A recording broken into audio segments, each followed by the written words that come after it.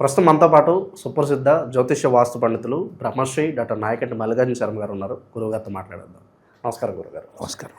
గురుగారు, 2026 జనవరి మాసం కన్యారాశి వారి పరిస్థితి ఏ విధంగా ఉండిపోతుంది, ఎట్లాంటి జాగ్రత్తలు తీసుకోవాలి? ఓం శ్రీ గురుభ్యో నమః. ఓం శ్రీ మాత్రే నమః. కన్యారాశి వాళ్ళ యొక్క ఫలితాలు జనవరి నెలలో చాతుర్గ్రహ కూటమి ధనస్సు రాశిలో మకర రాశిలో సంచారం అనేది జరిగింది. అంటే ధనస్సు రాశిలో మకర రాశిలో సంచారం జరగటం వల్ల ఎలాంటి ఫలితాలు ఉండబోతున్నాయి, అలానే శని మీనరాశిలోను, గురువు మిథున రాశిలో వక్రగతిలోను, అలానే రాహు కుంభరాశిలోను, కేతు సింహరాశిలో సంచారం చేయటం జరుగుతుంది. ఇక్కడ ఆ సంచారంతో పాటు ప్రత్యేకంగా రవి బుధ శుక్ర కుజులు ధనస్సులోను మకర రాశిలోను సంచారం చేయటం జరుగుతుంది. ధనస్సు ఒకటి, మకరం ఒకటి. చాతుర్గ్రహ కూటమి 4 గ్రహాల యొక్క కంజంక్షన్. మరి కన్యారాశి వాళ్ళకి ఎలా ఉండబోతుంది అంటే, కన్యారాశి వాళ్ళకి దశమ స్థానంలో గురువు యొక్క సంచారం వక్రగతిలో ఉండటం వల్ల లాభాలు కలిగే అవకాశం ఉంది. ఎలాంటి లాభం? సహజంగా అందరూ అనుకునేది ఏంటంటే, గురువు ధనకారకుడు, సంతానకారకుడు, లాభకారకుడు, భాగ్యకారకుడు, యశస్సుని, కీర్తిని, ప్రతిష్టలని, విద్యని అన్నీ ఇచ్చే ఆయన యొక్క పోర్ట్ఫోలియో అనేది ఒక చీఫ్ మినిస్టర్ సమానం. అంటే నవగ్రహాలన్నీ financial minister, home minister, excise ministers, ఇలాంటి పోర్ట్ఫోలియో ఉంటుంది. కానీ చీఫ్ మినిస్టర్ ఎవరు అంటే ఇందులో గురువు. ఉదాహరణకి శుక్రుడు ఫైనాన్షియల్ మినిస్టర్ అనుకోండి, కుజుడు వచ్చేటప్పుడు రెవెన్యూ మినిస్టర్ అనుకుందాం కాసేపు. ఇలా ఒక్కొక్క గ్రహము, రాహు హెల్త్ మినిస్టర్ అనుకుందాం కాసేపు. ఇలా అనుకుంటే ఎగ్జాంపుల్లో గురువు యొక్క పాత్ర విశేషమైంది.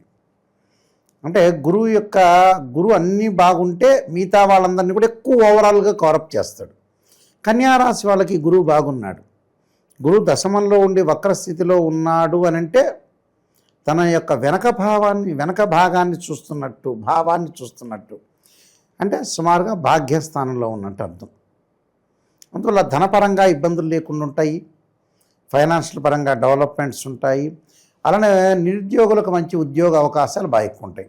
షేర్ మార్కెట్లో కానీ ఫైనాన్షియల్ పరంగా కానీ పెట్టుబడులు పెట్టిన వాళ్ళు, ఓవరాల్గా వాహనాలు అమ్ముతున్న వాళ్ళు కానీ, 2 వీలర్స్ అమ్ముతున్న వాళ్ళు కానీ, అలానే విద్యాశాఖలో ఉన్న వ్యక్తులు కానీ, అలానే ప్రింటింగ్ ప్రెస్ కానీ, స్టేషనరీ కానీ, పూజా స్టోర్స్ కానీ, యూట్యూబ్ ఛానల్స్ కానీ, ఏ అయితే రంగాల్లో ఉన్నారో ఆధ్యాత్మికవేత్తలతో సహా వీళ్ళందరికీ లాభాలు కలిగే అవకాశాలు ఎక్కువ ఉంటాయి.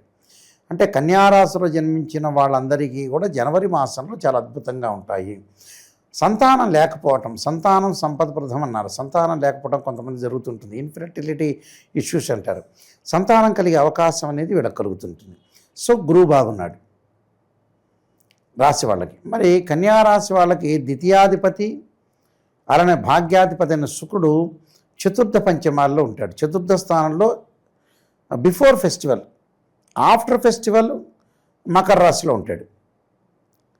ఉండటం వల్ల వీళ్ళకి శుక్రగ్రహం యొక్క బలం వల్ల మంచి సుసంపన్నమైన కుటుంబం నుంచి అమ్మాయి కానీ అబ్బాయి కానీ రావటం ఒకటి, అలానే శుభ కార్యక్రమాలు జరిగే అవకాశాలు, ధార్మిక కార్యక్రమాల్లో పాల్గొనే అవకాశాలు ఎక్కువ ఉంటాయి.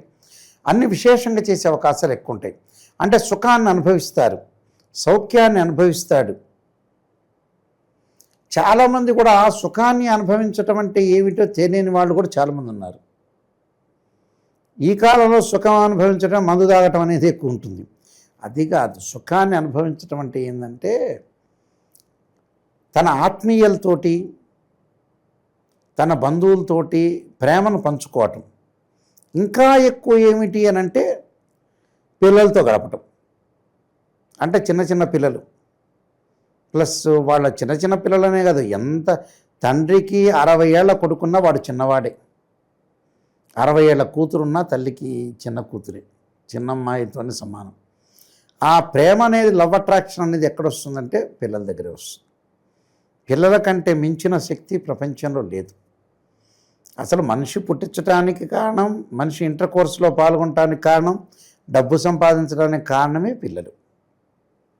పిల్లలతో ఆనందంగా ఉండాలి. అందువల్లే తొందరగా పెళ్లి చేసుకునేవాళ్ళు పాత రోజుల్లో. 22 ఏళ్ళకి 21 ఏళ్ళకి పెళ్లి చేసుకుంటే 53 ఏళ్ళ కొడుకు ఉండేవాడు.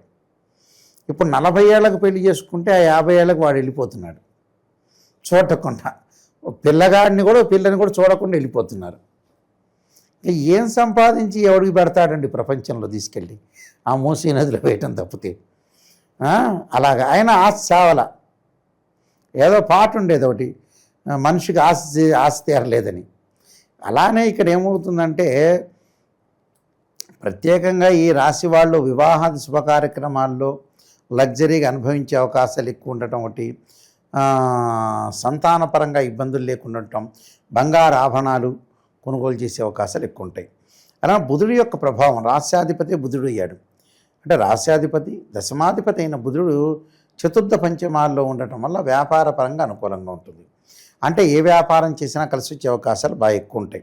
రవి యొక్క ప్రభావం వల్ల కూడా ఉన్నతమైన ఉద్యోగాలు, ప్రమోషన్లు, స్థానచలనం జరిగే అవకాశాలు ఎక్కువ ఉంటాయి.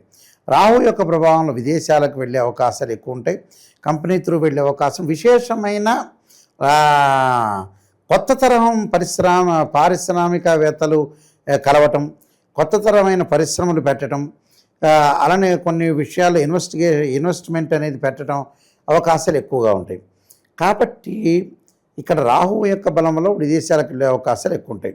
అలానే సప్తమ స్థానంలో శని వల్ల భార్యాభర్తలు అపార్థం చేసుకునే అవకాశాలు ఉంటాయి. చిన్న చిన్న విషయాలు చిలికి గాలివాన కాకుండా చూసుకోవాలి. గాలివాన అయితే మటుకు ప్రమాదం. ఎందుకంటే భార్యాభర్తల యొక్క బంధం అనేది ఇగో ప్రాబ్లమ్స్ ఎక్కువ ఉంటాయి. వాడు తగ్గేదే లేదు. మనం మరణిస్తున్నామన్నా కూడా మనం తగ్గేదేం లేదు. రేపటి రోజుల్లో మరణిస్తున్నాము, తర్వాత రోజుల్లో ఎప్పటికైనా మనం ప్రాణం పోయేది అన్నా కూడా మనం తగ్గకూడదు. మానవుడి యొక్క ధర్మం ఒక దరిద్రపు ధర్మం. ఎవ్వడు తగ్గడు. వాడే మన కారు గుద్దుతాడు, ప్రశ్నిస్తాడు. ప్రశ్నించండి, కారు గుద్దే ప్రశ్నించండి. అలా తయారయ్యే సమాజంలో అలా ఉందండి. కాబట్టి ఈ రాశి వాళ్ళు కొన్ని పరిహారాలు చేసుకొని ముందుకెళ్తే మంచి ఫలితాలు వచ్చే అవకాశాలు ఖచ్చితంగా ఉంటాయి. ఇంకా విశేషమైన ఫలితాలు పొందాలంటే ఈ రాశి వాళ్ళు ఎలాంటి పరిహారాలు అవసరం ఉంటారు గురుగారు? వీళ్ళు తప్పకుండా అనుసరించాల్సిందే విష్ణు సహస్రనామ పారాయణం చేయాలి. ఓం నమః శివాయ పంచాక్షరి. స్త్రీలు వచ్చేటప్పుడు లలితా సహస్రనామ పారాయణం చేయాలి. అయితే విద్యార్థులకు అనుకూలంగా ఉంది గురువు వల్ల. అయితే మరింత ఇంకా ఎక్కువగా అనుకూలంగా ఉండాలంటే మటుకు దక్షిణామూర్తి స్తోత్ర పారాయణం చేయటం వల్ల వీళ్ళకి మంచి శుభ ఫలితాలు వచ్చే అవకాశాలు ఖచ్చితంగా ఉంటాయి. ఓవరాల్గా జనవరి మాసం కన్యా రాశి వారి పరిస్థితి ఎలా ఉండబోతుందో చాలా బాగా వివరించారు. ధన్యవాదాలు. నమస్కారం.